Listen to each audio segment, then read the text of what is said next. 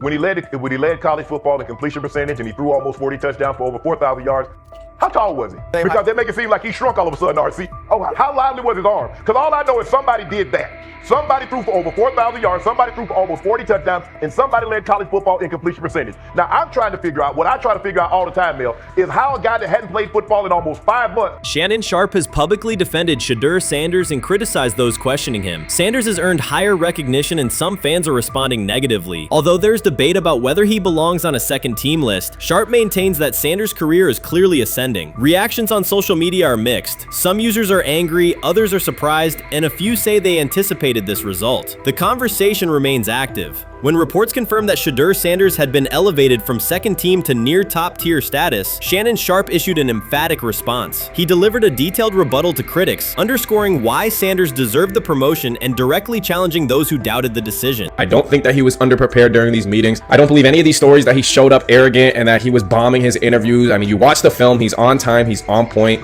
You watch his interviews, he answers like a 10-year NFL veteran. Like, he's clearly dominating OTAs. It's every single day there's a new report of how well he's doing for the Browns in OTAs. And I mean, you can say what you want, it's just OTAs. Okay, if that's your new narrative, then he's doing exactly what he needs to be doing. He's on point, he's on time, he's getting the respect of his teammates, and he's making plays. So we're gonna see years down the line, something's gonna come out that I don't know what exactly it was, but something will come out. Critics have been waiting for an opportunity to dismiss Sanders. They labeled him overrated, accused him of benefiting from nepotism, and claimed his profile came only from his last name and polished image. Within their own echo chamber, they cited every game in which he fell short of huge passing numbers as validation of their doubts. Since Sanders has begun receiving formal recognition, criticism has escalated. A wave of self-appointed analysts is dissecting his throwing mechanics and team role, and many online commentators now argue that his promotion reflects deeper problems within the sport. Shannon Sharpe rejected each criticism directed at SHEDEUR Sanders. During the broadcast, he turned a routine segment into a detailed examination, acting as presenter, interrogator, and fact-checker. Sharpe walked viewers through game film, season statistics, and scouting reports to show why Sanders merited his recent promotion. Whenever a panelist claimed Sanders had not earned the role, Sharpe countered with completion percentages, efficiency ratings under pressure, and documented late-game drives that changed outcomes. He stressed that the backlash was driven less by on-field evidence and more by reluctance to revise earlier opinions. Sharpe argued that critics were upset not because Sanders lacked qualifications, but because his progress contradicted their initial narrative. By the end of the discussion, Sharpe had moved past simple defense and reframed Sanders as a clear example of performance-based advancement, demonstrating that early predictions can be wrong. Never heard of no Dylan Gabriel or Tyler Shock. What the hell is that? So how is SHEDEUR Sanders going behind them? I'll tell you how. Collusion. 4 different times they passed on him. How the hell does that happen? 4 rounds. It doesn't happen to a quarterback. We've never seen anything like this before. SHEDEUR Sanders with the watch. SHEDEUR Sanders with his bravado. SHEDEUR Sanders with this supposed arrogance or whatever. SHEDEUR Sanders' advancement did not happen by chance. While detractors questioned his resume online, he continued to prepare, attend every practice, and deliver accurate throws under pressure. The contrast between his output and the complaints directed at him has been stark. Some critics even argued the selection committee was, quote, biased toward performance, as if rewarding strong play were improper. Rumors quickly followed. Certain commentators speculated that a public relations push from the Sanders family must have influenced voters, suggesting everything from coordinated media strategies to alleged favors for coaches. None of these theories addresses the basic point. Sanders earned his promotion through consistent production, poise in the pocket, precise ball placement, and efficient decision-making. Shannon Sharpe highlighted these facts during his response. He noted that Sanders' performance metrics justify the recognition and emphasize that resistance to the move stems more from prior prejudice than from substantive evaluation. For Sharpe, the goal was clear: present the data, challenge unfounded claims, and correct the narrative. The discussion therefore became a broader statement about acknowledging merit and abandoning outdated assumption. Colin Cowherd defend college basketball coaches who have gotten a DUI, come to their defense and say they didn't need to be fired, that they deserve a second chance. But SHEDEUR Sanders drives 40 miles over the speed limit, gets a one-on-one ticket, and Colin Cowherd comes on his show today and says he's out on SHEDEUR Sanders. He's seen enough. He can't support him anymore. He can't be in the SHEDEUR Sanders camp. because of their speeding ticket. Shannon Sharpe addressed commentators who portray constant doubt as expertise. Those who discount strong performances with "we'll see" but declare bust after a single mistake. He noted their belief that progress only counts if an athlete visibly struggles. Sharpe's response was methodical rather than emotional. He presented evidence, cited statistics, and calmly refuted each claim. Following his remarks, several critics began revising or deleting earlier posts, recasting themselves as longtime supporters of SHEDEUR Sanders despite having questioned him for months. Sharpe insists on accountability, naming specific individuals and dates while requesting public acknowledgement of prior errors. He argues that analysts cannot spend months undermining a player's potential and then quietly adopt a supportive stance once the athlete succeeds. These are serious, big-time, top-of-the-line playmakers that they have. If you can go 45-42 in the fourth quarter because your quarterback set the school record with 510 yards passing.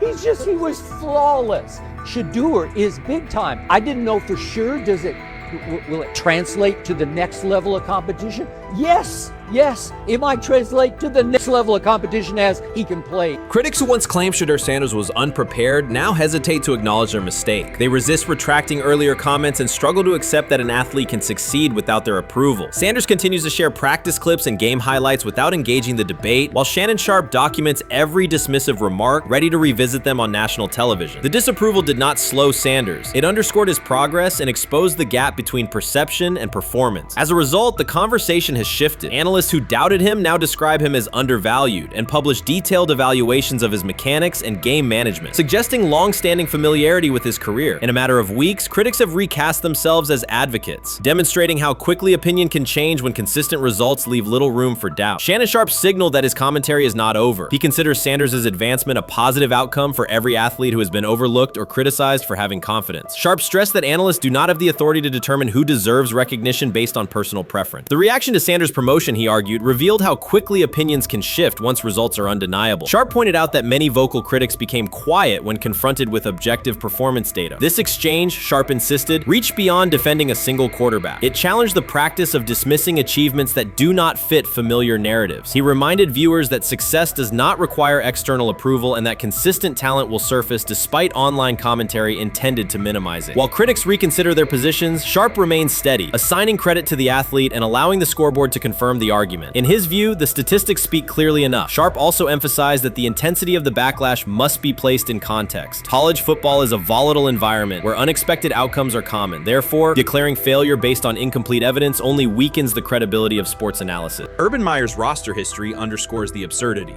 Meyer coached Aaron Hernandez, whose off-field crimes are well documented, along with other players entangled in assaults, academic misconduct, and more. Yet, Feinbaum singled out Newton, a national champion, Heisman Trophy winner, and NFL MVP, as the worst. This selective condemnation is not new. When Deion Sanders recently suggested implementing an NIL salary cap to restore competitive balance, Feinbaum dismissed the proposal and called Sanders a hypocrite rather than engage with the substance. The pattern repeats. Feinbaum routinely targets Cam Newton, Deion Sanders, Jameis Winston, Lamar Jackson, outspoken black athletes and coaches, while extending grace to figures such as Nick Saban, Kirby Smart, Dabo Swinney, or Tim Tebow under similar circumstances. Newton is no longer content to remain silent while others distort his story. In response, he laid out an accurate chronology, highlighting facts the commentary networks rarely repeat. One long-standing myth is that Newton was expelled from the University of Florida. He was not. Tim Tebow held the starting job unchallenged, and Meyer had no intention of displacing his star. Like thousands of athletes each year, Newton transferred to find a place where he could play. The move was strategic, not disciplinary. He is with 3-2-2-5-3-17 to transfer to and Moorbeck. Meyer was. Critics habitually resurrect the 2008 laptop incident to tarnish Newton's entire career. Newton has acknowledged the mistake, but its relevance is overstated. The incident did not prompt his transfer, nor did it derail his trajectory. After leaving Florida, Newton enrolled at Blinn College, a Texas JUCO powerhouse, and led the Buccaneers to a national championship while posting dominant statistics. That performance earned him the opportunity to transfer to Auburn. At Auburn, Newton produced one of the most extraordinary single seasons in collegiate history. More than 4,000 yards of total offense, 50 combined touchdowns, an SEC title, a national championship, and the Heisman Trophy. Achievement compressed into a single year under intense scrutiny. Even that landmark season is recast by Feinbaum as a cautionary tale. He claims Newton ignored head coach Gene Chizik by diving for a goal line touchdown when told to kneel, jeopardizing the game. In reality, Newton explained that the decision was a collective adjustment made in the huddle after reading the defense, while Auburn still held timeouts. The Tigers maintained control and secured the championship. Portraying that moment as reckless serves to recast Newton's success as selfishness, rather than leadership. Feinbaum's approach to Sanders reflects the same dynamic. When Sanders urged a structured NIL ceiling to protect athletes and stabilize rosters, Feinbaum immediately labeled him hypocritical. Yet when Saban or Sweeney voice identical concerns, Feinbaum frames them as thoughtful guardians of the sport. The inconsistency reveals that the determining factor is not the argument but the identity of the speaker. Unapologetic black leaders who control their narratives, challenge entrenched hierarchies, and Feinbaum's commentary often functions as a check on that influence. Newton countered Feinbaum's latest attack with a concise statement. "You're lying, Paul. Please stop." Behind those words lay a broader indictment of the media machinery that weaponizes half-truths. By calling Newton the worst player Meyer coached, Feinbaum was seeding doubt among fans, front office evaluators, and future historians. Newton, now an established media presence and entrepreneur, no longer depends on traditional outlets to correct the record. He reminded audiences of three essential truths. He departed Florida on his own terms, he led Auburn with support from coaches and teammates, and he captured every major accolade available in college and professional football without conforming to prescribed expectations. An unspoken rule lingers in American sports discourse. Black athletes may excel, but must do so quietly, gratefully, and without highlighting systemic inequities. Newton broke that expectation early by celebrating with unreserved joy, answering questions candidly, and refusing to minimize his personality. For some commentators, that confidence is reinterpreted as arrogance. Feinbaum's repeated attempts to undermine Newton follow a familiar script of policing behavior rather than analyzing performance. Yet, legacy rests not in a pundit soundbite, but in tangible achievements and public memory. Newton's resume, Heisman winner, national champion, NFL MVP, speaks for itself. Millions of fans witnessed his impact on Saturdays and Sundays. Countless young quarterbacks saw someone who looked like them redefine the position's possibilities. The same is true for Sanders, whose player-first coaching philosophy and media savvy continue to influence college football's direction. Feinbaum's commentary cannot erase these realities. Newton, Sanders, Winston, Jackson, and others have already secured their places in football history. By publicly confronting misinformation, Newton set a precedent for athletes who now possess the platforms and technology to present their stories unfiltered. The microphone no longer belongs exclusively to legacy broadcasters. Newton holds it now, and he intends to keep it. A decisive shift that reduces the gatekeeper's influence and ensures that accomplishments are judged on merit rather than narrative manipulation. Rich Eisen addressed the armchair analysts and online critics head-on. SHEDEUR Sanders just received his opportunity, and the backlash arrived immediately. Eisen responded with a clear, point-by-point case explaining why the criticism misses the mark. If you thought SHEDEUR's rise was rapid, Eisen's analysis puts it in proper context. Here's what he laid out on air. Already speaking in Cleveland high schools. Weekend after, flying out immediately to get to work. But his character's terrible, right? You know, and listen, oh, he interviewed bad, you know. According to who? The New York Giants? No offense, Bert. The same New York Giants that gave Daniel Jones a huge contract and let Saquon Barkley out the door, that's the intel we're trusting here? That was for him to celebrate. He just made, I mean, look, he put in work in college. He had the privilege of being coached by his father, which we all would love and do. Turned around not one, but two programs in college football.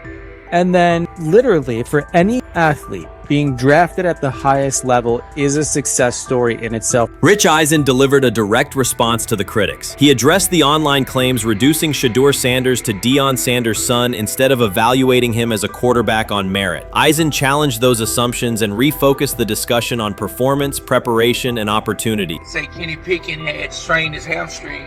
SHEDEUR, they say his first day in pass, 9 for 9, 2 touchdowns, no interceptions. Really was just hating on this young guy. Within minutes, Rich Eisen delivered a structured breakdown, addressing each claim with evidence and dismantling weak narratives through clear analysis. He replaced speculation with data and kept the focus on what matters: decision-making, accuracy, leadership, preparation, and game management. The reality is simple. SHEDEUR Sanders was not given this opportunity. He earned it through performance and consistency against real competition. He accepted the role, met the standard, and handled the moment with professionalism and urgency. No shortcuts, no favors, just results and readiness. Eisen's point was direct. Evaluate evaluate SHEDEUR on his work, not assumptions, and acknowledge that he has justified the opportunity on the field. I've done it at 2 locations already, so it's simple. So that's why when people say I'm not, you know, one of the top quarterbacks or the top quarterback, is what are y'all going based off of? Because I did it year after year after year, and you see the progression.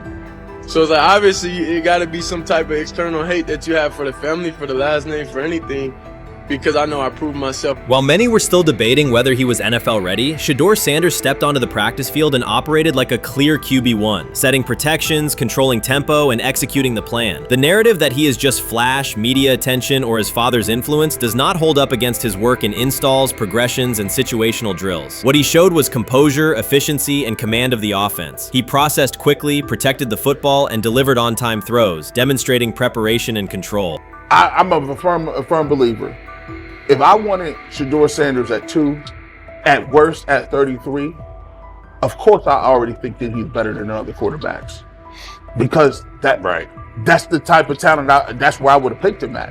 And if he was at 2 or 33, and he still had the same exact skill set, we would be talking about him starting and playing. Right. Well, there'd only be 3 quarterbacks. It'd be 3 quarterbacks, not 4. 4, yeah. But since he moved to the 5th round, that's cool. They might have to go along with it. But to me, I think if you ask who got the best tools, I'm going with SHEDEUR Sanders. From the first day of camp, he was not there to get by. He arrived to lead. There was no hesitation in installs, no lapses in fundamentals, just precise timing, clean footwork, and consistent velocity to every level of the field. He managed protections, controlled cadence, and delivered in situational work, showing command rather than learning on the fly. The approach was efficient and disciplined, with attention to detail and progressions and ball placement that reflected preparation, not improvisation. At the same time, Rich Eisen addressed the narrative directly and backed it with evidence.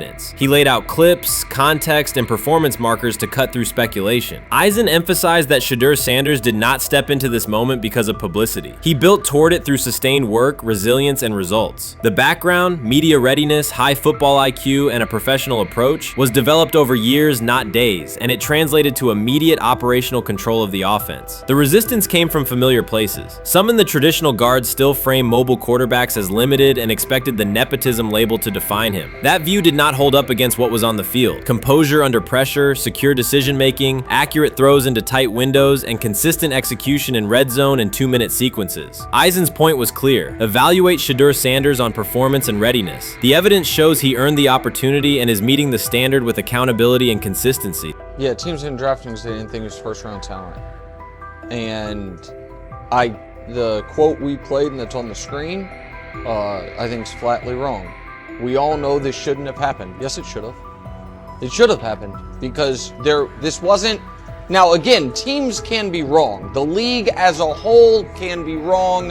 Hell, the Baltimore Ravens drafted a 25-year-old tight end before they drafted Lamar Jackson in the same draft. The die is not cast on who SHEDEUR Sanders. He stated it plainly. This is not a celebrity appearance. This is a quarterback with pocket presence, leadership, and decision-making that stands on its own. You either show it or you settle into a backup role. SHEDEUR Sanders is not auditioning. He is establishing himself as the starter. When the opportunity arrived, whether through injury, trade, or depth chart changes, SHEDEUR was prepared and delivered. He did not hesitate. He executed the offense and finished drives. As others tried to catch up to what they were seeing, Rich Eisen reinforced the same message he has been repeating: evaluate the work. Camp reports have been consistently positive, but the important shift is how the performance is being received. Casual attendees who came to observe left talking about SHEDEUR's command and poise. Detailed observers focused on his pre-snap reads, protection checks, and audibles, highlighting the mechanics, timing, and ball placement that support efficient, controlled play. What it is that they're doing is they're treating SHEDEUR Sanders like a 5th-round pick. Right? We're not covering every 5th-round pick in the NFL hoping that he gets an opportunity to be the starter on day 1.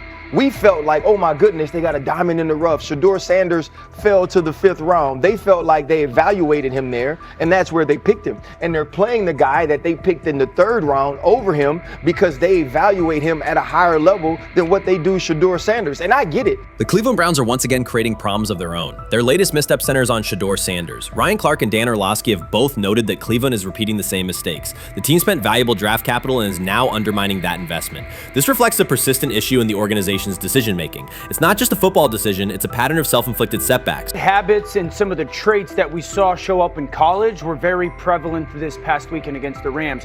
Holding on to the football, catching the snap and not reading the defense, kind of evaluating what the defensive line is doing, and then trying to see if you can go make a play, and that's the concern. Okay, it's 1st and 10. They want a play-action double move at the bottom of the screen. The route doesn't win, and then the protection breaks down a little bit. You're taught as a young quarterback, protection breaks down, find the closest check down. It's right there, it's 1st and 10.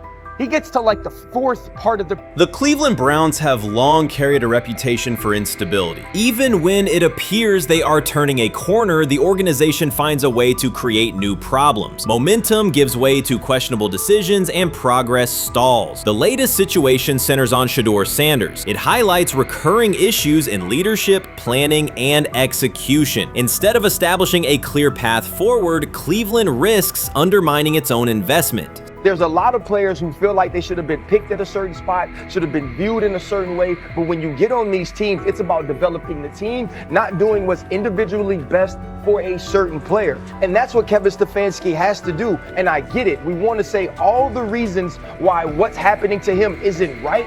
But maybe we aren't right on the way that not only the entire NFL viewed him, but now the Cleveland Browns view him as well. SHEDEUR Sanders was not brought in to be a placeholder or a scapegoat. He is expected to be the long-term solution, a high-upside quarterback with the tools, poise, and Sanders' pedigree to elevate the roster. The focus should be on developing him and positioning him to lead the team forward. They sabotaged it. They rigged it against him today, putting him in with 3rd and 4th stringers, 5th stringers. You got no shot at quarterback. They threw him in because they didn't want him to make any more splash and put any more heat on Stefanski. It's a desperate, dangerous situation in which he's got no shot, man. He's throwing to Sal freaking Canella. What? But he got sacked 5 times because he's hanging on the ball trying to make a play, and nobody can separate. Then it comes down to a couple of minutes are left, and SHEDEUR tries to go on the field, and Stefanski puts Tyler Huntley in place of him. Excruciating to watch. SHEDEUR Sanders brings accuracy at all levels, steady leadership, and the kind of composure that comes from handling pressure. Fans were energized, and the league was paying attention. For once, Cleveland had a credible source of hope at quarterback, then the familiar pattern returned. Instead of committing to a clear development plan, first-team reps, stable direction, and a defined timeline, the Browns introduced uncertainty and slowed his progress. Rather than building around him and giving SHEDEUR a direct path to lead, they split priorities and sent mixed signals. The result is momentum stalled at the very point it should be accelerating. I also can't blame anybody who says, I don't necessarily trust this coaching staff to develop a quarterback or to evaluate the quarterback position. They've made some really oddball decisions at this position over the last several years, and I don't blame anybody for questioning, do these guys actually know what they're doing? I don't think that's unfair at all. The thing I would say is that they're desperate. They're very desperate. Like the entire organization is desperate. And if you really think they're going back to the coaches' offices and all getting around the table after session. This wasn't about scheme or play design. It was a pattern of mismanaging a young quarterback. From the start, the signs were clear. SHEDEUR Sanders arrived at camp without priority first-team reps or the confidence-building snaps a rookie need. Instead of a defined development plan, he was asked to compete from behind, treated like a depth option rather than a long-term starter. The message was, earn it later rather than build it now. When game action came, he was put on the field with limited preparation. Protection was inconsistent, and the play calling did little to ease his transition, more a stress test than a structured debut. The approach emphasized survival over progression, creating conditions where mistakes were likely and growth was harder to achieve. Analysts Ryan Clark and Dan Orlovsky highlighted the same points. The issues reflected organizational choices, not a shortfall in Sanders' ability. This was not a rookie collapsing under pressure. It was a franchise failing to provide the support, reps, and clarity required for a first-year quarterback to succeed. SHEDEUR moves slowly, kind of trying to see what's going on, and then that creates that sack fumble. So a lot of the stuff that we just saw in college is a big deal. This ball gets snapped at the 48-yard line. Defense has won the rep. Play is dead. Throw the ball away. It's first down. But instead we run and it's a 2.5, 3-yard loss. So instead of being 2nd and 10, we're 2nd and 13, we're dead. Again, here's the opportunity to throw the juke route. Hold, scramble. So some of those things that I was and others were concerned about on the college tape showed itself again. This is not the end of the world though. This is part of his development. Cleveland managed to take a highly promising rookie and within weeks put him in a position where he looked unprepared. Ryan Clark called out the core issue. A first-year quarterback cannot succeed without protection, clear situations, and a controlled environment. Dan Orlovsky added that when a young quarterback isn't given structure, support, or coherent schemes, you're not evaluating ability, you're manufacturing failure. That's what happened to Shedeur Sanders. Browns fans weren't just disappointed with the results, they were alarmed by the process. This is a fan base familiar with quarterback missteps, yet even they recognize the pattern. A talented prospect subjected to poor planning and inconsistent guidance. After one preseason setback, the conversation shifted toward maybe Shedeur isn't ready instead of examining coaching, play design, and preparation. The reality is clear. The question isn't whether Sanders is ready, it's whether the Browns were prepared to develop and support him. Well, that would be a nice exit strategy because he would come up as doing Shedeur a favor. Like one's got to go, right? One's got to go. See, to clear this thing up. At some point, but I'm sorry, I know they don't care. If they were to trade Shedeur Sanders now after that preseason performance and he would go on to be good. The organization has cycled through quarterbacks for years, and the pattern is unchanged. Blame the player, protect the system, and repeat the same mistakes. Fans are split. Some argue Shedeur Sanders needs time and support, while others treat one rough outing as proof he isn't the answer. That division hides the real problem, the Browns' process. This isn't Shedeur failing, it's the team failing Shedeur. Across the league, successful teams create clear development paths. Kansas City brought Patrick Mahomes along behind a veteran and tailored the offense before handing him the job. Houston committed to CJ Stroud, built around his strengths, and let him grow with consistent direction. Smart teams invest, protect, and show belief. Cleveland did the opposite with Shedeur. Uneven reps, inconsistent protection, and unclear plans. Then question the outcome. That's not development, it's organizational mismanagement. These players have played a tremendous amount of football. Right. And I remember last year when Bo Nix came out of Oregon, we talked about all the easy throws Oregon creates. Right. The level of the skill players that are around him. And then we watched Bo Nix acclimate to the NFL game extremely quickly. I see a lot of those same traits in Dillon Gabriel. He gets the football out of his hands. He takes the throw that's available to him. He plays on time. And part of whether or not you get an opportunity to get on the field is the people that you're competing against. And I don't mean this in any disrespectful way to Shedeur, because I'm not only a fan, it's somebody I want to see succeed. The Browns will likely present this as part of a deliberate development plan, tough standards, resilience building, and testing a rookie under pressure. In practice, it isn't development. It's a damaging approach that undercuts growth. The organization has not shown a consistent model for nurturing young talent, and Ryan Clark and Dan Orlovsky highlighted that publicly. After Shedeur Sanders stumbled in a preseason game, the reaction was immediate. Headlines, polarized fan takes, and sweeping conclusions about his readiness. The front office offered little acknowledgement of the conditions he was placed in. Clark's point was direct. You do not evaluate a rookie by how he looks in a setup designed for failure. You evaluate him when he's properly supported. Orlovsky explained how poor coaching choices, protection, sequencing, and role clarity can quickly erode confidence and stall development. The issue was not Sanders' ability, it was Cleveland's process, which appeared disorganized and unprofessional for an NFL operation. How you feeling? I'm getting there. You see what I got on, right? That's why I was asking how you help for it. Yeah, I'm getting there. See? Brian, what did they have to do? I had blood clots. Okay. And they amputated, you know. But I work with it. Man. Yeah, I'm amputated. So I get that work done a couple times a day. Keep the blood circulating, blood flowing, but it's a new normal. And the best thing about here, we have a whole medical team on the second floor. Right. We have a whole medical floor, which is great. Deion Sanders is shaken, this time not by a hit on the field. In a sudden turn, Ryan Clark has uncovered a serious plot affecting Shedeur Sanders' NFL draft status, and the disclosure is reverberating across the sports community. What once looked like a simple scheduling delay may actually be a calculated effort to undermine Deion's son.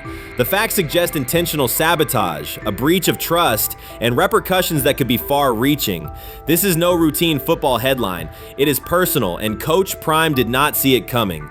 The sports world loves to celebrate underdogs, yet it often takes even greater pleasure in tearing down rising stars. Deion Sanders is witnessing that cycle now, not from the sidelines as Coach Prime, but as a father. The lights in Boulder remain bright, the cameras keep rolling, and Sanders still wears his gold watches, sunglasses, and natural swagger. Still, behind that familiar smile is a man carrying deep pain as criticism aimed at his son mounts daily. How much of that is opening press conference saying, okay, we are family, saying that he was sent to do certain things? Do you feel like people got attached to that, or it just was the fact that prime time is at Jackson State? It's prime time. If my son plays cornerback, I want him to be around, in my opinion, the best cornerback ever to touch the field. That's right.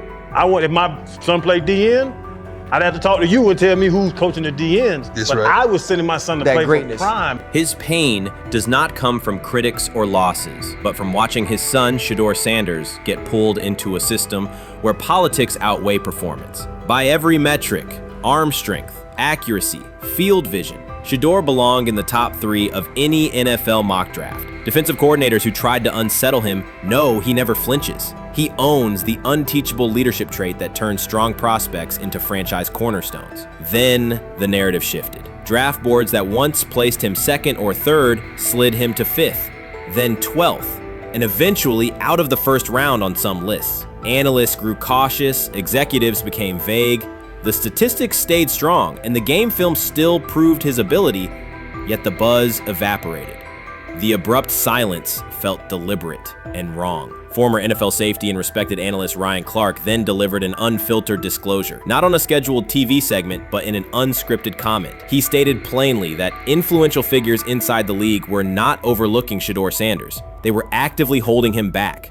The motive, Clark said, was political, and the real target was Deion Sanders, Hall of Famer, architect of Jackson State's resurgence, and the coach who turned a 1-11 Colorado program into a national headline. Deion's refusal to conform, wearing sunglasses indoors, dancing with players, speaking candidly, challenged an establishment that favors predictable images and rehearsed statements. According to Clark, that resistance to tradition was not forgotten. When SHEDEUR displayed the same mix of talent and confidence, concern spread through front offices and media circles. Questions about leadership style and attitude surfaced. Coded language for discomfort with a quarterback who mirrors his outspoken father. Clark's point was clear. The issue is not SHEDEUR's performance. If he had posted identical numbers at Ohio State or Alabama, endorsements and media specials would follow. Instead, interest cooled, because the Sanders family embodies a self-made identity the league cannot easily manage. Their visible pride and independent brand challenge a system that prizes control. And that threat, not football ability, is what Clark believes is suppressing SHEDEUR's draft stock. Sometime last week, and then, and I just tweeted that out again this morning, and then today, the Joe Flacco one got posted. So running through this, and then of course we'll still have Dylan will be next, and then SHEDEUR will come last. As training camp nears, Mary Kay Cabot is providing straightforward analysis of the Cleveland Browns quarterback competition. The starter has not been named, but she has moved away from her earlier skepticism of SHEDEUR Sanders and now acknowledges his talent and potential. Cabot explained that if Joe Flacco is chosen to start week 1, it will mean he is the most prepared to play immediately. This approach would also give younger quarterbacks such as Kenny Pickett time to adjust, refine their skills, and maximize their potential while Flacco handles the early workload. She added that a Flacco start would not prevent Sanders from earning the position later in the season. The depth chart remains flexible, and Sanders' continued development could put him in line for an opportunity as circumstances evolve. Cabot also noted that Pickett could win the job for week 1, but he must demonstrate he can integrate smoothly with the offense and perform reliably under pressure. The Browns want a leader who can control the huddle, execute plays efficiently, and maintain composure. Pickett's performances in upcoming practices and preseason games will be critical in determining whether he secures the starting role or Sanders ultimately takes the reins as the season progresses. Things like that. It doesn't mean that that Kenny can't swoop in there and steal that job by them. But he's really going to have to show that he has a complete mastery of this scheme and this system, and that they don't have to dial it back a lot to put him in there. So these will be some considerations, and I do think that that as the preseason goes along, it will become evident. Mary Kay Cabot recently stated that SHEDEUR Sanders is ready and the Cleveland Browns are monitoring him closely. After a strong showing during organized team activities and minicamp, Sanders has made notable strides in his development. With continued progress, he is expected to return to the field prepared to contribute meaningfully. The Browns coaching staff is tracking his growth, and anticipation about his long-term role is increasing. Cabot added that if Sanders maintains this trajectory and continues to demonstrate poise within the team, he will have a legitimate chance to earn the starting quarterback job. Each practice rep strengthens his case, reinforcing the possibility that his development could benefit both the player and the organization. As Sanders impresses, discussion about his future in Cleveland becomes more compelling. Cabot also emphasized Sanders' advanced understanding of the offense. She noted that his football IQ appears in every drill and that he seems ready to execute the Browns system at full speed. His ability to process defenses quickly and make decisive reads distinguishes him from his peers. With the appropriate opportunity, Cabot believes Sanders could become a genuine difference maker for the Browns. One area Cabot highlighted is Sanders' command of pre-snap adjustments. His capacity to diagnose defensive fronts and communicate changes gives him an edge and reflects high football intelligence. If he translates those reads into consistent connections with his playmakers, he could elevate the Browns' offense significantly. By comparison, Cabot said quarterback Dillon Gabriel is still refining his grasp of complex terminology and play calling. While Gabriel possesses upside, Sanders' comfort with intricate concepts and his ability to manage tight pockets under pressure give him a clear advantage at this stage. Gabriel must sharpen those elements to compete at Sanders' level. Cabot previously reported that Sanders had already earned first-team practice snaps ahead of Gabriel. Her latest update confirms that Sanders is now approved as the Browns' starting quarterback, solidifying the organization's commitment to him as QB1. Expectations are high, and his response to the challenge will be closely watched throughout training camp and preseason. Cabot further noted that head coach Kevin Stefanski authorized Sanders to take expanded first-team reps beginning next month. This milestone underscores Sanders' readiness and the coaching staff's confidence in his progress. As the regular season approaches, Sanders aims to cement his status as the starter, and the competition for that position is intensifying. Though Sanders leads the race, Kenny Pickett remains in contention. Cabot stressed that Pickett must prove he can integrate seamlessly with the offense and perform consistently under pressure. His performance over the next several weeks will determine whether he can challenge Sanders for the starting role. With both quarterbacks vying for the top spot, the Browns' Week 1 starter will be one of the most scrutinized decisions of the upcoming season. For now, Cabot's reporting underscores Sanders' rapid ascent, strong football intellect, and growing command of the offense, qualities that position him well to lead Cleveland's offense when the opportunity arrives. Chris Carter's televised assessment of SHEDEUR Sanders triggered immediate pushback from Cleveland fans, local media, and even several Browns veterans. Carter dismissed Sanders, a fifth-round pick, as unprepared to start, and framed the growing interest around him as purely a byproduct of surname recognition. Since that segment aired, practice reports have told a very different story. Observers inside the Browns facility describe a rookie quarterback who is closing the gap on Kenny Pickett and Dillon Gabriel with surprising speed. Sanders first turned heads in rookie minicamp by directing the huddle with a calm that belied his inexperience. Position coaches reported that he rarely repeated mental errors during installation periods, a trait they rank highly when grading young quarterbacks. In organized team activities, he showed consistent timing on intermediate routes, kept turnover numbers low in 7-on-7 periods, and demonstrated early command of Kevin Stefanski's protection calls. That steady execution earned him a handful of first-team snaps, reps that would ordinarily have belonged to Pickett by default. By mandatory minicamp, the rotation had shifted again. Practice notes from beat reporters detail the rise in Sanders' workload each day. Red zone series against the starting defense, 2-minute drills, and full field scrimmage possessions in which he checked out of called plays when fronts dictated it. Mary Kay Cabot, initially skeptical Sanders would challenge for game day snaps in 2025, wrote after consecutive sessions in mid-June that his footwork, release speed, and pocket management had, quote, meaningfully tightened since rookie camp. Her tone marked a clear departure from early spring projections that labeled Sanders a long-term developmental project. The broader quarterback context in Cleveland magnifies that progress. Deshaun Watson's availability and form remain uncertain after 2 injury-interrupted seasons, while Pickett's transition from Pittsburgh has been uneven. Dillon Gabriel's arm strength is evident, but coaches continue to stress hesitation in his full-field reads.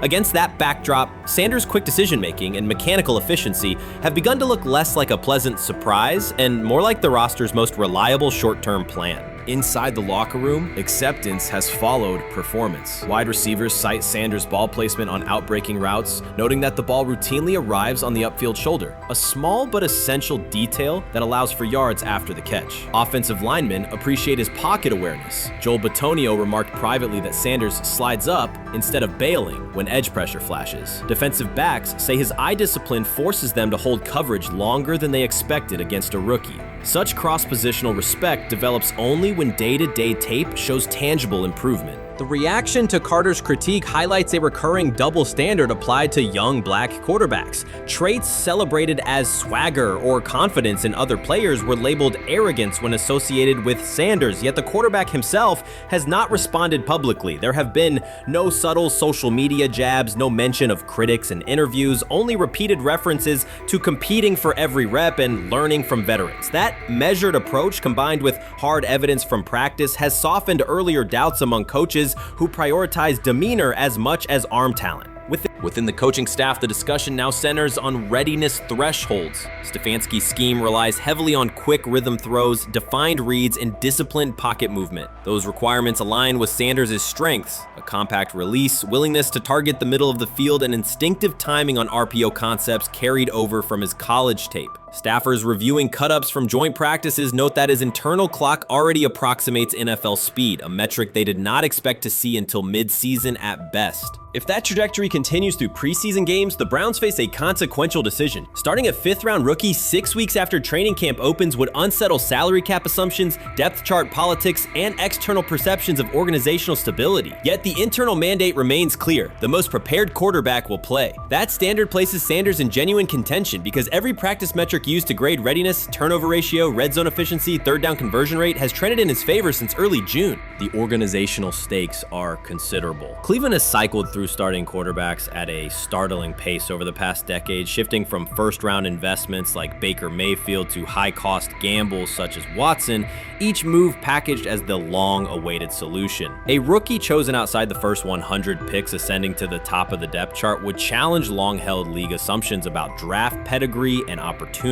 It would also validate the evaluation philosophy that prioritized Sanders' intangibles: processing speed, leadership presence, over conventional arm strength thresholds that pushed him down the draft board. Carter's televised remarks now sit awkwardly alongside daily updates from Berea. His critique relied on pre-draft labels and the presumption that a late-round passer with a famous father would need a redshirt year. Practice film contradicts that stance. Sanders checks protections at the line, manipulates safeties with shoulder fakes, and has reduced turnover-worthy throws in full-speed sessions to single digits. Statistics normally cited for veteran backups, not rookies. The longer that evidence accumulates, the more Carter's comments appear rooted in legacy bias rather than objective performance review. None of this guarantees Sanders will open the season under center. Preseason defenses test quarterbacks in ways practice cannot. Defensive coordinators will disguise pressure and boundary rotation to force late decisions. Sanders must show he can adjust protections and exploit mismatches without the benefit of a controlled environment. Yet within the Browns facility, the conversation has shifted from if he will be ready to when. Quiet confidence from Amari Cooper and other veterans suggests they believe Sanders can steady an offense searching for consistency more than highlight reel heroics. Sanders' rise also affects long-term roster calculus. If he earns the job and performs competently, Cleveland gains starter-level production on a cost-controlled rookie contract, freeing cap space allocated to other positions. That scenario could reshape roster-building strategy in a division featuring Joe Burrow and Lamar Jackson, quarterbacks whose contracts consume significant percentages of team payroll.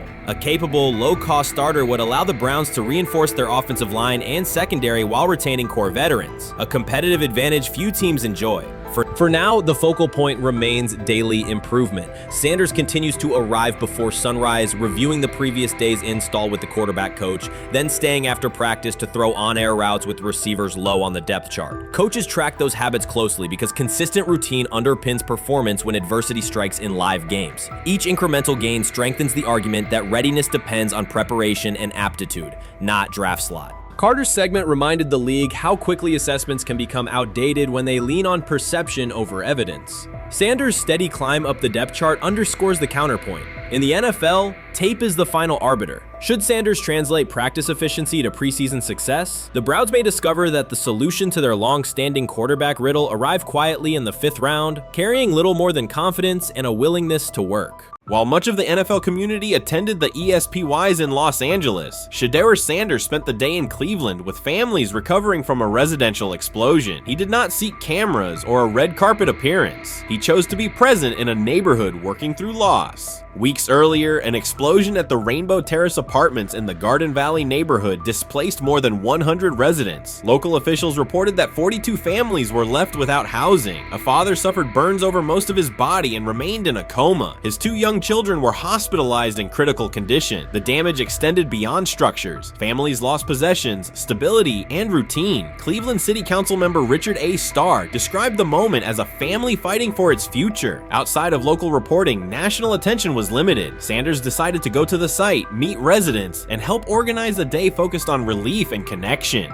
The decision drew questions almost immediately. Some asked why he was not at the ESPYs, others questioned his motives. Sanders did not respond with counter-arguments. He explained simply that he felt an obligation to be present and that he would act on that conviction. This was not a team-scheduled appearance. He promoted the gathering himself, arrived without ceremony, and spent the day with residents. His approach emphasized listening, participation, and time. The event, which he called the Garden Valley Fun Fest, brought a large turnout over several hours. The purpose was straightforward: create space for families to reconnect and for children to play, even as recovery work continued. Sanders threw passes with kids on the blacktop, joined in games, and spoke with parents and grandparents about what they were facing next. He moved through the apartment complex and common areas with minimal staff support. Browns defensive lineman Michael Hall Jr. attended and interacted with residents as well. There were no speeches or staged moments. The focus remained on residents and their needs. Questions about visibility persisted as photos and short clips circulated online. Some criticism framed the visit as a substitute for a higher profile appearance in Los Angeles. Sanders kept to the same message. The priority was to support a neighborhood coping with displacement and uncertainty. He did not present the choice as a protest of any event. He presented it as the correct use of his day. When local media asked about his intent, Sanders said his goal was to provide families with a day of enjoyment and a reminder of community. He added that financial support can help, but that showing up in person also matters. Standing with people, listening to them directly, and offering time. The statement matched the structure of the day. He stayed on site, remained accessible, and left the focus on residents rather than on himself. The timeline mattered to him as training camp approached. Sanders did not connect the visit to his role on the depth chart or his draft position. He kept references to football confined to preparation, learning the playbook, protections, cadence, and timing, seeking guidance from veterans, including Joe Flacco, and staying ready for opportunities when they come. He has repeated that he has time to grow and intends to use it to learn the system and earn trust. The visit did not alter those priorities. He returned to his regular schedule the next day. Since arriving in Cleveland, Sanders has treated community work as part of his responsibilities. Before his jersey went on sale, he visited schools, including John Marshall High School, speaking with students about goals, accountability, and effort. He set public objectives confidently, such as long-term aspirations for the franchise, but paired them with routine work in the building, meetings in stall, film, and on-field reps. The day at Rainbow Terrace fit that pattern. Identify a need, show up, contribute, and avoid unnecessary attention. For residents, the Fun Fest provided a brief reprieve from ongoing challenges: housing transitions, school logistics, medical appointments, and the paperwork that follows an emergency. For teammates and staff who observed, it was an example of a rookie investing time locally without seeking a headline. For Sanders, it reinforced how he plans to operate in Cleveland: be consistent, be present, and let action speak. The setting at Rainbow Terrace underscored the scale of recovery ahead. Families described the first weeks after the explosion: nights in temporary housing, efforts to replace clothing and essentials, coordination with agencies and community groups. Sanders moved from group to group, speaking with parents about their immediate needs, greeting elders who came to watch the activities, and encouraging kids who wanted to throw a football, run races, or take a photo. He kept the schedule flexible so residents could arrive and leave as they were able. Community partners and volunteers handled tables for supplies, simple games, and refreshments. There were no sponsor banners or organizational pitches. Residents organized as they usually do, checking on neighbors, guiding children, and sharing updates. Sanders' role was clear: participate, make time, and listen. The presence of a recognizable player brought energy, but the purpose remained practical: create a normal afternoon in a place that had not felt normal since the blast. Online reaction covered the full range of opinion. Some posts praised the decision and the event's tone. Others questioned why a rookie would skip a high-visibility awards show.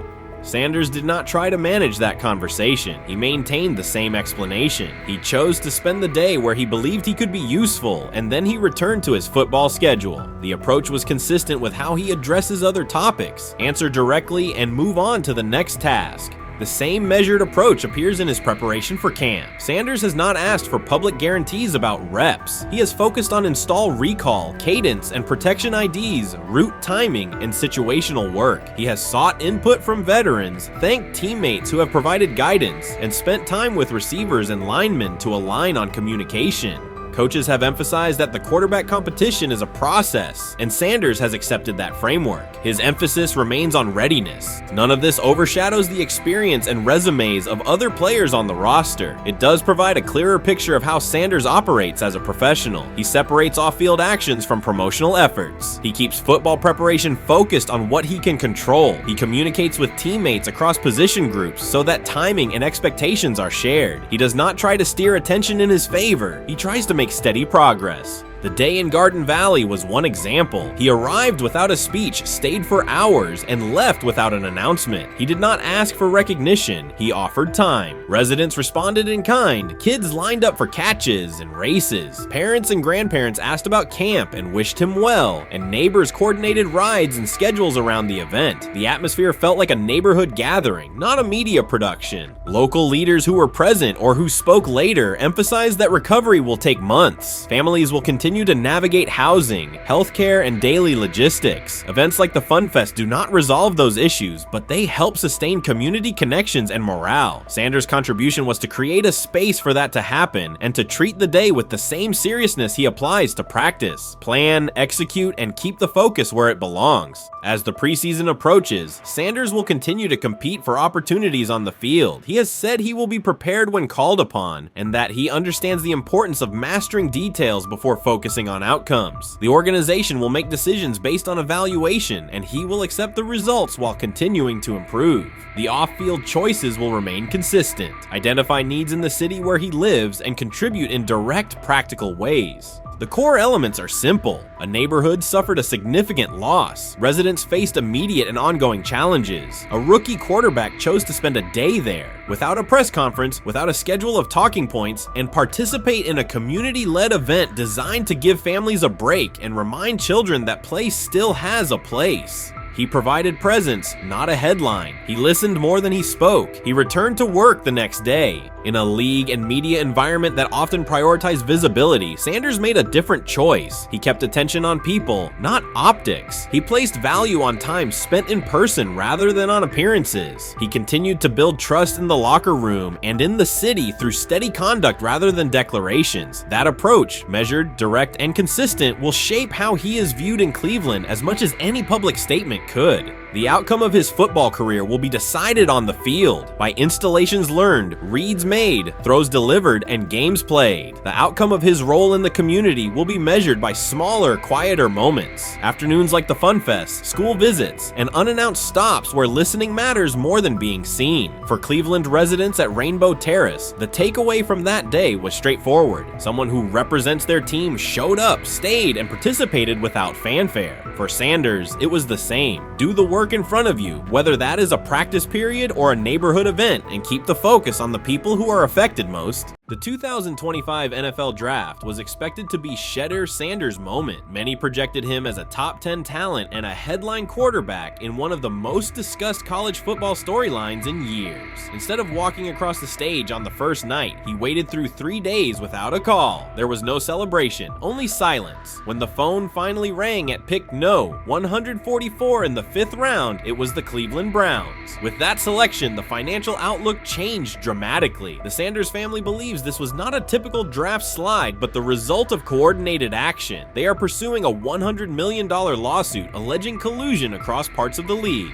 In the months before the draft, Sanders was consistently discussed among the top quarterbacks in the class. Television and digital analysts praised his poise, accuracy, leadership, and command. Scouts highlighted a 74.1% completion rate, record-setting stretches at Colorado, and his rise from an HBCU star to a national figure. Consensus expectations expectations placed him in the first round or early second. Draft night unfolded differently. As picks accumulated, there was little indication that his name would be called. The atmosphere at his private gathering shifted from anticipation to doubt. When the Browns selected him late on day 3, projections for his first contract dropped from an estimated range in the mid-$30 million to approximately $4.6 million, with corresponding reductions in likely endorsements and long-term positioning. According to Deion Sanders and others close to the family, this was not about performance, injury, or conduct. They argue it was coordinated. Attorneys were contacted immediately. The allegation is straightforward. Sanders' value was suppressed intentionally. The family's position is that this was a calculated decision within parts of the league, not an isolated set of evaluations. The legal claims focus on communications that, if authenticated, could be significant: internal emails, text messages, and owner-to-owner conversations. The family's representatives contend that these materials show a deliberate effort to avoid drafting Sanders in early rounds based on perceived image concerns rather than football merit. One message reportedly under review framed the decision in branding terms. Drafting SHEDEUR would mean inheriting the Prime brand. The complaint asserts that this view led some teams to discourage others from selecting him unless necessary, not for film-based reasons, but to avoid perceived attention and external pressure tied to his family's profile.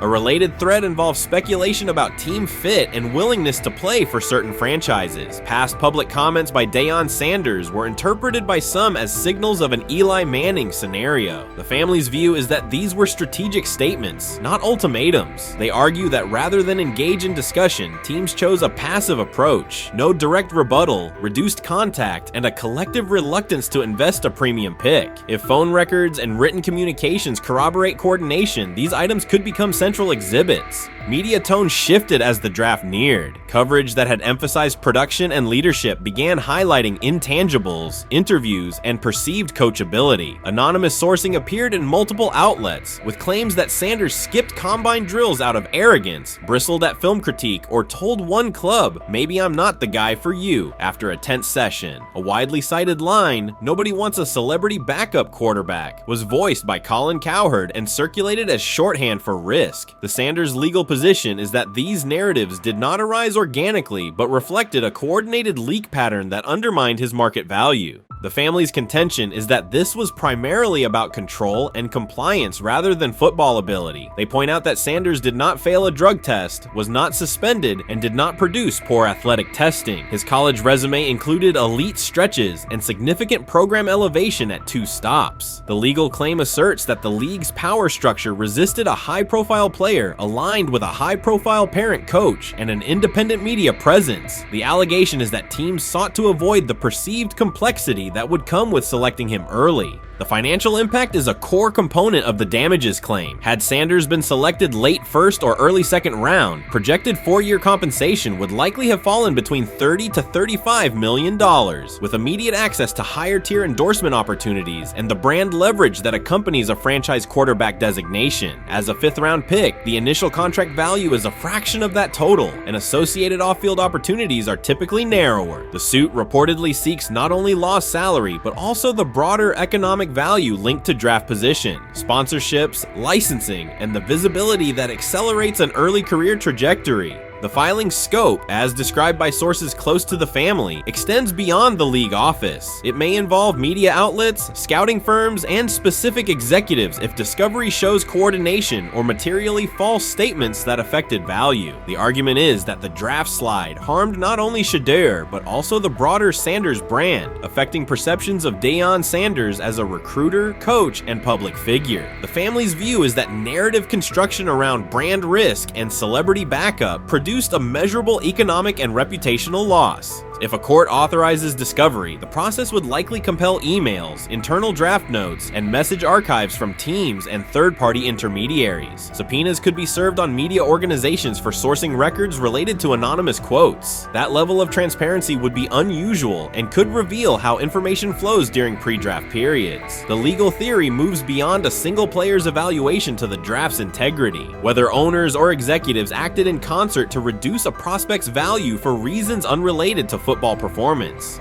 The league has not publicly addressed these specific allegations. Background comments from executives characterize the claims as overreach. The family's camp maintains they have documentation sufficient to proceed. The comparison points referenced by observers include Deflategate, Spygate, and the Colin Kaepernick grievance, not because the facts are the same, but because of the potential scope, policies, practices, and the balance of power between the league and individuals challenging its processes. Another dimension of the dispute involves how the NFL perceives Deion Sanders, Coach Prime, and the autonomy he promotes. He built a large media footprint around his programs at Jackson State and Colorado, elevated his players' profiles, and spoke openly about fit and leverage. The family contends that this visibility, combined with statements about preferred destinations, triggered resistance. The complaint frames the response as a preference for compliance and predictability over independent branding and public negotiation. The suit also addresses the pre-draft decisions that critics point to, skipping the Senior Bowl, declining full workouts at the NFL Scouting Combine, and candid interviews about team fits. The family characterizes these as strategic choices commonly made by top prospects, not evidence of entitlement. Their view is that similar decisions by other players did not produce the same narrative because those players fit more comfortably within league expectations. The risk calculus is clear. Bringing a suit of this magnitude invites professional consequences. The family acknowledges that some within the league may react negatively. Their position is that the principle at stake, transparent and fair valuation, warrants the risk. The message they intend to send is that manufactured narratives and coordinated devaluation should face scrutiny, particularly when they affect earnings, opportunity, and reputation. If the case advances, several outcomes are possible. The court could find insufficient evidence of coordination, limiting the scope to individual judgments protected as opinion. It could also find enough to proceed to broader discovery, which would have implications beyond one player, including potential changes to how teams document evaluations and how media handle anonymous sourcing close to the draft. Agents might push for reforms, including clearer guardrails around leaks and standardized prospect communication records. For now, Sanders is working within the Browns structure. He has avoided public escalation beyond confirming focus on preparation and development. The lawsuit is a separate track managed by counsel. This dual approach, professional routine on the field and legal action off it, reflects the family's strategy. They intend to contest the process they believe harmed him while meeting club expectations day to day. The core allegations remain consistent across their statements. A talented quarterback saw his draft value suppressed by coordinated behavior tied to branding concerns and public positioning rather than football merit. Media narratives amplified that shift, and the result was a substantial, quantifiable loss. The remedy sought includes compensation and a measure of accountability that could deter similar conduct. Whether the claims are ultimately proven will depend on documentation and testimony. If emails, texts, and call logs substantiate coordination, the impact could be significant, prompting policy review around pre-draft communications and media engagement. If not, the case may narrow to disputes over opinion, perception, and the gray areas of scouting. Either way, the filing signals a willingness to confront entrenched practices and to test in court how far the process extends beyond film and interviews. This situation has moved from speculation to litigation. It addresses control, image, and power in a system that influences careers and compensation. It also underscores how public narratives can shape market outcomes. Sanders' path now has two tracks: earning opportunities on the field in Cleveland and seeking redress off the field for what the family views as an avoidable and orchestrated loss. The questions at stake are larger than one draft slot. They touch on how the league values independence, how information is weaponized, and what recourse exists when a player believes the evaluation moved from football to optics. The answers will emerge through practice reps and potentially through discovery and a courtroom record. You first, when you take a look at both of these QBs, who had the most impressive start so far in the preseason?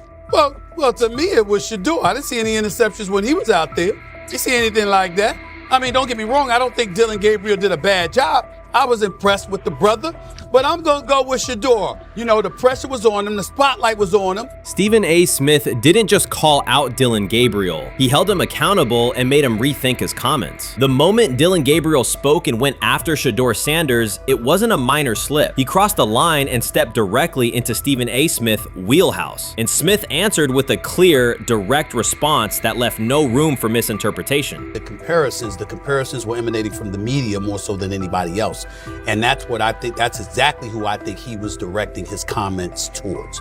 Having said that, Dylan Gabriel, respectfully, it was stupid. A very dumb comment to make. First of all, let me tell you something right now. In every walk of life, far beyond the parameters of a football field. This wasn't casual sports commentary, it was a decisive critique. Dylan Gabriel's comments were taken apart by Stephen A. Smith with clear, direct points. Gabriel, a quarterback with solid stats but limited top-level achievements, chose to take a public shot at SHEDEUR Sanders. SHEDEUR, who has handled sustained media scrutiny and on-field expectations, became the target of an unnecessary criticism. Smith responded by challenging Gabriel's standing to make that claim, and by defending Sanders on the facts. The outcome was clear. Gabriel overreached, and Sanders didn't deserve the hit. Dan Orlovsky would sit up here in comparison to SHEDEUR Sanders, who did no such thing, and say, hey, thought he looked better. I thought, I mean, I got to give him the edge here. I thought it wasn't bad. A pick six and a fumble, and we can get over fumbles. Have you heard anybody say that? I know it's possible. Have you ever heard anybody say, get over? Stephen A. Smith responded immediately. As soon as Dylan Gabriel made his comments about SHEDEUR Sanders, Smith delivered a clear, point-by-point critique that drew national attention across the NCAA media cycle. Dylan Gabriel has a reputation as a good quarterback, not a dominant one. He can post strong numbers against opponents like Tulsa, but his performance has been inconsistent when the stakes in competition rise to playoff level. Well, those who produce get treated differently than those who don't. What he said echoes the mentality of all of America practically, and most certainly the world, as we see things being globalized more and more every day. It was a stupid, idiotic, immature comment, because clearly you were feeling the heat because a lot of people was talking about how SHEDEUR should be QB. Dylan Gabriel is a capable quarterback, but not a standout. Even so, he chose to talk down to SHEDEUR Sanders, a quarterback who has navigated constant scrutiny and pressure and still represents the future of a program that was struggling before he arrived. The comparison was weak. The criticism was unnecessary. Stephen A. Smith recognized that and dismantled Gabriel's argument with a clear, direct response. How the Browns react to this, how the locker room reacts to this, how SHEDEUR reacts to this, because it was a clear shot at SHEDEUR. But let's say Dylan Gabriel's talking about the media. How could you be a brand new quarterback in the NFL and the first time you get behind a mic after your first game, you throw the media under the bus?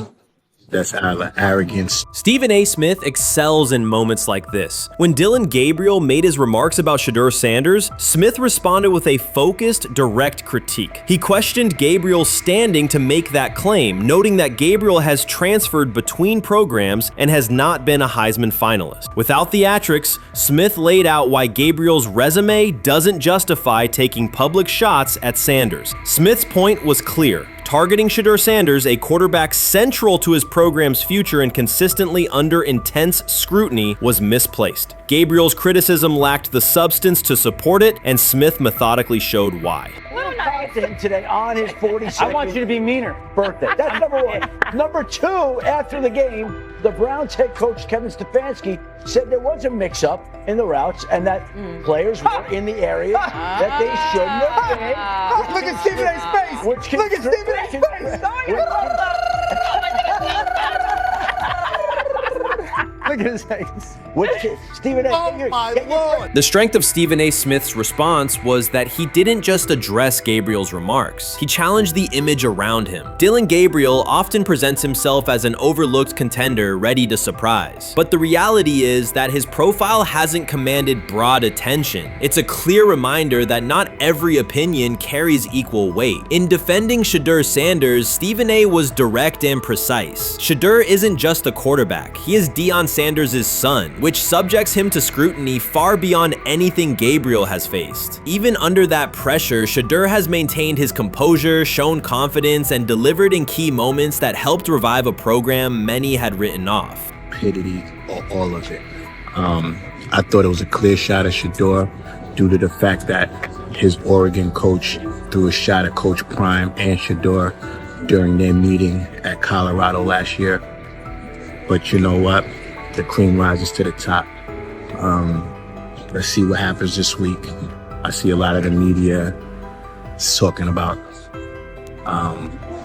they think it was about the media and not about SHEDEUR.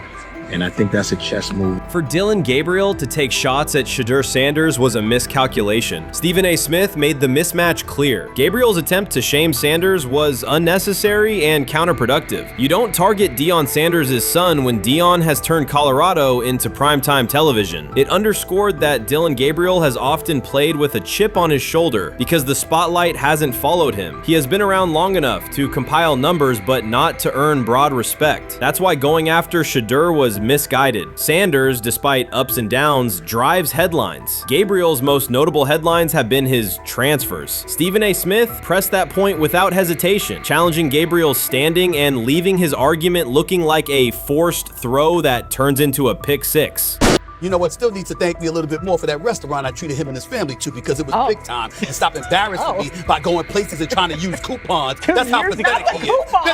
The point is that, yeah, a pick six and a fumble is usually considered a bad day. Stephen A. Smith didn't need to raise his voice to make the point. He presented Dylan Gabriel as a player whose talk outpaces his resume and defended SHEDEUR Sanders with clear comparisons. That's why he called Gabriel out so directly. The comparison wasn't just unfair, it was forced. Now look at Gabriel's record. The numbers are solid and he can win against average defenses, but the resume lacks defining markers. There's no sustained Heisman contention, no late season surge that reshaped the national picture, and no postseason moment that cements a legacy. The track record reflects steady production, not top-tier impact. That's the gap Smith underscored. Gabriel's criticism of SHEDEUR Sanders wasn't supported by what he has accomplished, while Sanders continues to carry a program under constant scrutiny. Let's see some of them step up and make some plays out there. Ain't no way. Gabriel ain't no way. He's not built like that. No way.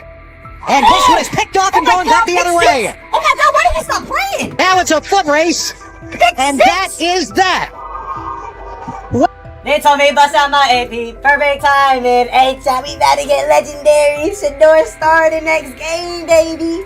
Shout out Dylan though, you know what I'm saying? Bro, I love you, my heart. What am I bigger than cheese, bro? You know what I'm saying? But SHEDEUR got it. SHEDEUR Sanders is a national brand who draws viewers for both performance and result. Dylan Gabriel's attempt to diminish him read as resentment. And Stephen A. Smith called out the insecurity and lack of awareness directly. Colorado under Deion Sanders is prime time, and SHEDEUR sits at the center of that spotlight. If Gabriel expected the sports world to agree while he took a shot at SHEDEUR, he misread the moment. Smith dismantled the argument and questioned the credibility behind it. Gabriel will move on. He'll keep playing, give interviews, and have fans, but this exchange will trail his media profile as a reminder of a misstep. It's a clear example of a resume that doesn't justify taking public aim at a quarterback carrying that level of scrutiny and responsibility. For the Cleveland Browns preseason game today is that the way that some white folks watched SHEDEUR Sanders last week is the way that some black folks were watching Dylan Gabriel today. And it's not Dylan Gabriel for Dylan Gabriel's sake. Most folks don't have a problem with Dylan Gabriel. It's what he represents, which is the disrespect of a black person for no other apparent reason than they are a confident black person. Dylan Gabriel thought he was aiming up. Instead, he was placed back among quarterbacks who are good but not great. Stephen A. Smith made the central point. Dylan Gabriel doesn't shape the conversation. Sports are about narrative as much as numbers, and Gabriel's story doesn't move the culture, while SHEDEUR Sanders does. Smith highlighted that contrast clearly. By the end, Gabriel's credibility had taken a measurable hit. The critique was decisive and sent a broader message to any player considering public shots at SHEDEUR Sanders. If you step into that debate, you will be held to a higher standard and your resume will be tested. Dylan Gabriel learned that the hard way. So before your final year at Miami, there's a lot of conversations revolved around SHEDEUR Sanders. Obviously, I'm assuming you guys have a great relationship. Some of the clips you've seen and stuff like that. What is it like for you to have like this rivalry with SHEDEUR? I don't have a rivalry with him. That's my boy. So at the end of the day, this whole process, we thought me and him were going to be 1 and 2 the whole time. Whether he's 1, I'm 2, whether I'm 1, he's 2. And so that's just always been, our mindset. It didn't go that way. I thought he was one of the better quarterbacks in the draft as well, even throughout college. A lot of stuff out there on him ain't really, the truth, just because they spin it different ways. Like they spin stuff about me different ways. But I mean, when he gets his chance, become a starter, I know he's gonna make the most of it. And I'm ready to get back to work with him, after the season, talk some more stuff to him. Cam Ward directly challenged the uneven standards applied to SHEDEUR Sanders, calling them inconsistent and unfair. By insisting that performance, not politics, guide evaluation, he shifted the discussion from one player to a league-wide problem. Sanders' treatment now serves as a test of how the NFL supports and evaluates emerging quarterbacks. I feel a special relationship, especially me. First getting to know him 5 years ago when I started working with him. But it did surprise me because he's a good quarterback. It doesn't get a lot of the credit that he deserves, especially the plays that he made in Colorado. A lot of quarterbacks in the country are making those plays. So when he gets this opportunity, I'm pretty sure he'll have it soon today.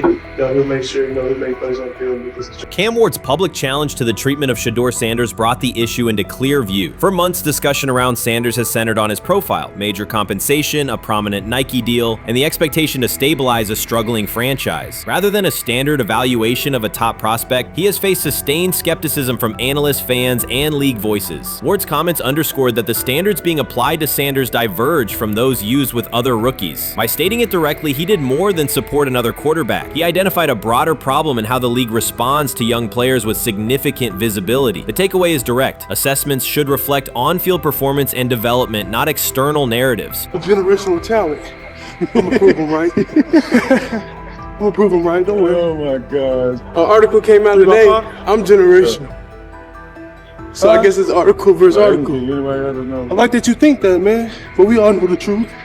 What? Trav gonna be first? You generational, I'm legendary. That's cool. We can be legendary. Legendary get their ass. We'll start doing in like 5 minutes. SHEDEUR Sanders entered the league with more than a playbook. He brought a public brand, a family legacy, and expectations unusual for a first-year quarterback. Before his first regular season throw, he was already positioned at the center of attention. Rather than assess him on that reality and his on-field ability, many voices reduced him to marketing, treating visibility as proof of hype instead of performance. Cam Ward pushed back on that framing. His point was simple: judge Sanders by the same criteria applied to other rookies. With Sanders' resume, production, leadership, and composure, most first-year quarterbacks would be discussed as long-term cornerstones. The evaluation should be consistent, focused on development and results, not perception. This is the process with SHEDEUR, who I know is a buddy of yours, and how do you think both of you guys will end up doing in the league? I think we'll both end up being one of the best quarterbacks in the league. I just think the work that me and him are willing to put in, the relationship we have to constantly compete each and every day, to better our craft, for ourselves. I just think it's gonna end up paying off for us in the long run. Do you guys kid each other about who's going first, and how much does that matter to you?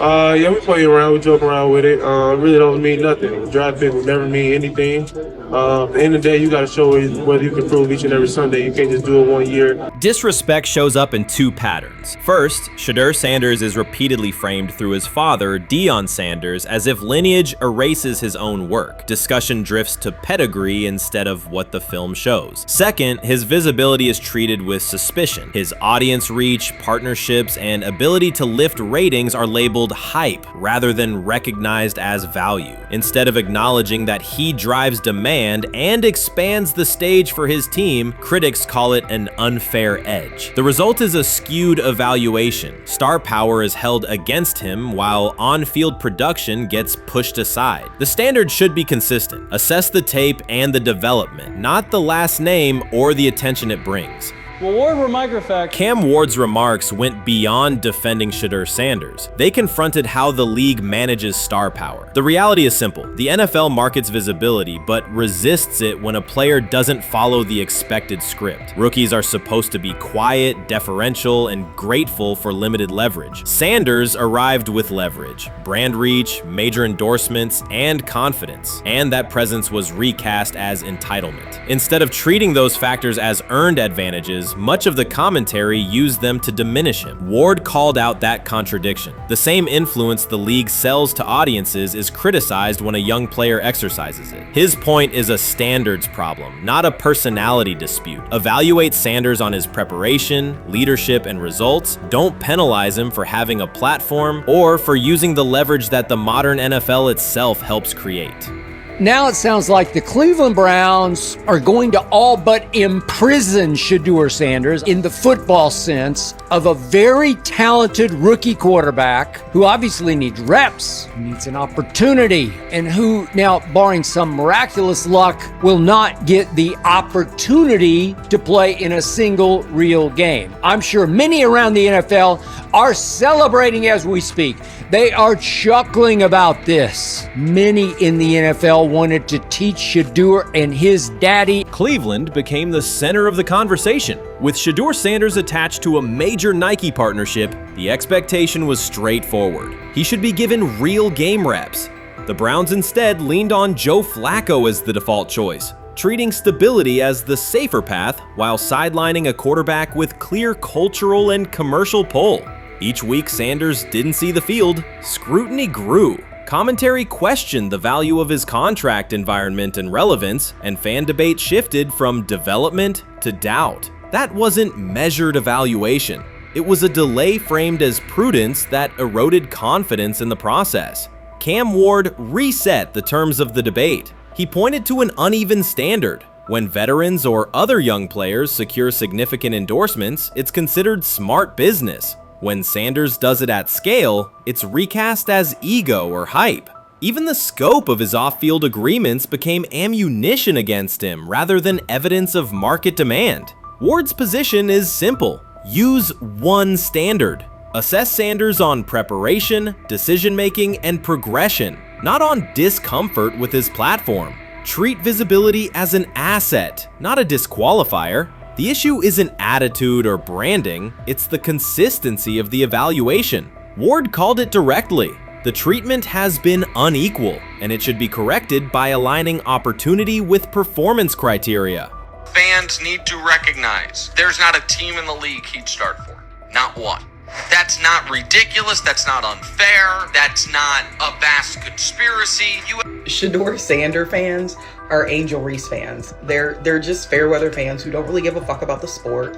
Most of them are just Dion fucking groupies that followed him when he went to fucking Colorado, just like Angel Reese's fans had never watched basketball prior to her playing at LSU, and they followed her to the WNBA and don't know shit about the sport.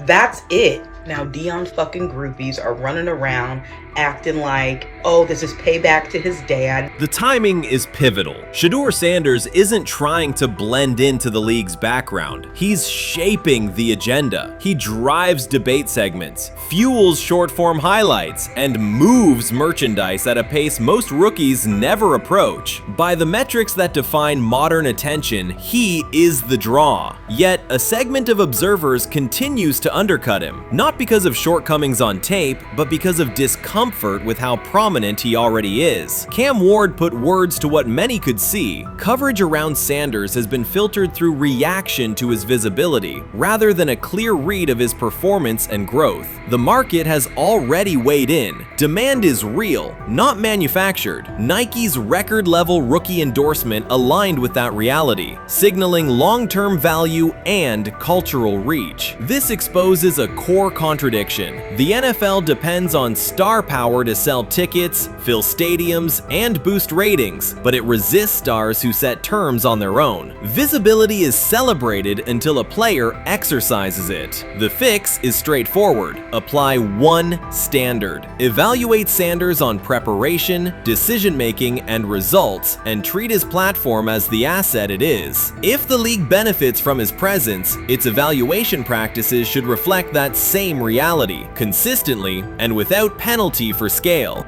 SHEDEUR Sanders does not depend on league promotion. He established his platform before the NFL and continues to expand it on his own terms. That autonomy challenges the status quo. Cam Ward's support was more than a defense of a teammate. It was a warning that if the league holds to outdated expectations, it risks falling behind the very players who drive audience attention and revenue. Claims that Sanders lacks real popularity ignore measurable facts. A large, active following, consistent merchandise demand, and sustained coverage across major outlets. Doubts about his standing as a quarterback overlook his college production and growth indicators. The pattern is familiar. Efforts to minimize him increase his reach. Each skeptical headline widens the spotlight, and each dismissive take creates more engagement. You cannot reduce a player built for visibility by arguing he should be less visible. The practical outcome is the opposite. Scrutiny becomes signal. Sanders is not merely enduring criticism, he is turning it into momentum, converting attention into leverage on and off the field. You can't fire the owner because he can't fire himself. Yeah, someone's head's gonna roll, unfortunately, in this situation, and it's probably Stefanski and Barry. I saw on The Athletic. I don't think that's fair, by the way. Stefanski, that part. I agree. I was saying the other day on my podcast that Barry should be fired And I said I wouldn't fire Stefanski, but a couple people made the point of saying, well, if you fire the GM, you got to give him a chance to hire his own coach, which is fair. That's true. So I would fire Berry. I would hire a new GM.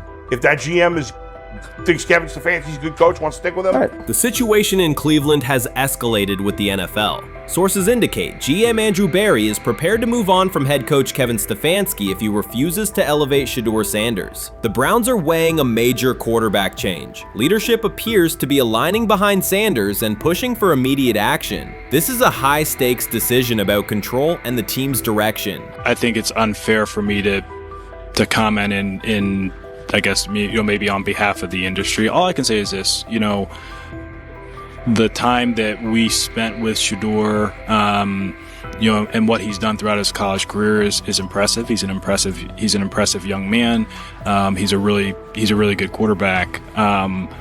Sometimes, fit comes into play. And I'd also say this, there are 4 more rounds of the draft. And then maybe lastly, it's less about where you get picked and what you do after you get picked. That's really the most important thing. Getting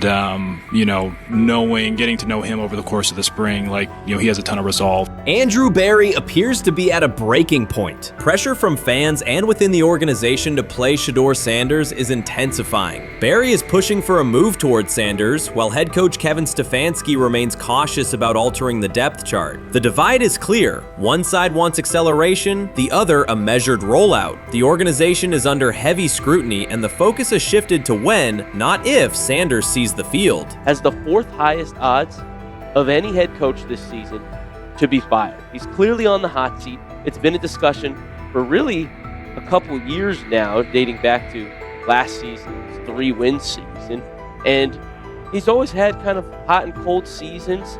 And now the sports books are saying he's 4th on the list.